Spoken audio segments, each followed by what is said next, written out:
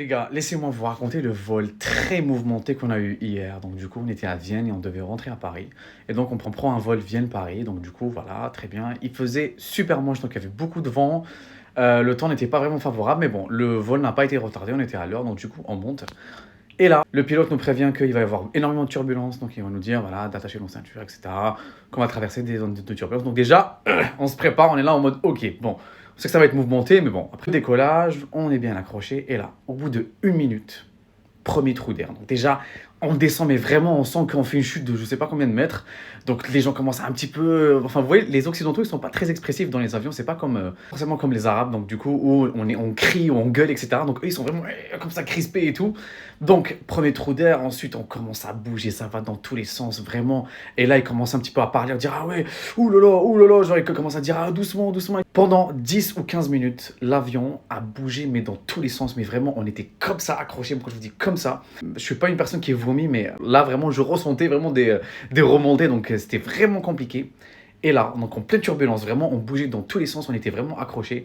On entend quelqu'un qui commence à crier docteur, docteur, docteur. Donc là, tout le monde se regarde et tout, et une personne s'est évanouie. Donc du coup, elle a fait un malaise.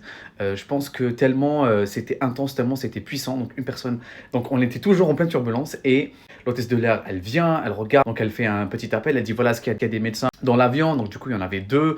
Donc ils se sont rués vers la personne, on est en train de bouger partout. Enfin, c'était vraiment pas sécure, mais du coup, franchement, les hôtesses, elles sont grave assurées. Donc, elles connaissaient le protocole de A à Z.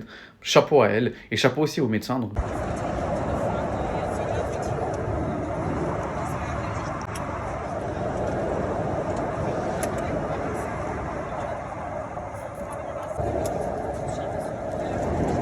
en fait, la personne a fait une crise. Vous voyez, quand par exemple vous faites des montagnes russes ou quand vous faites un truc à sensation forte, vous décollez, vous perdez la conscience tellement il est forte et tout. Bah, c'est ce qui s'est passé. Tellement on a bougé, tellement le vol était mouvementé. Et je pense que les trous d'air, vraiment, on était comme vraiment en chute. Enfin, on sentait vraiment qu'on tombait.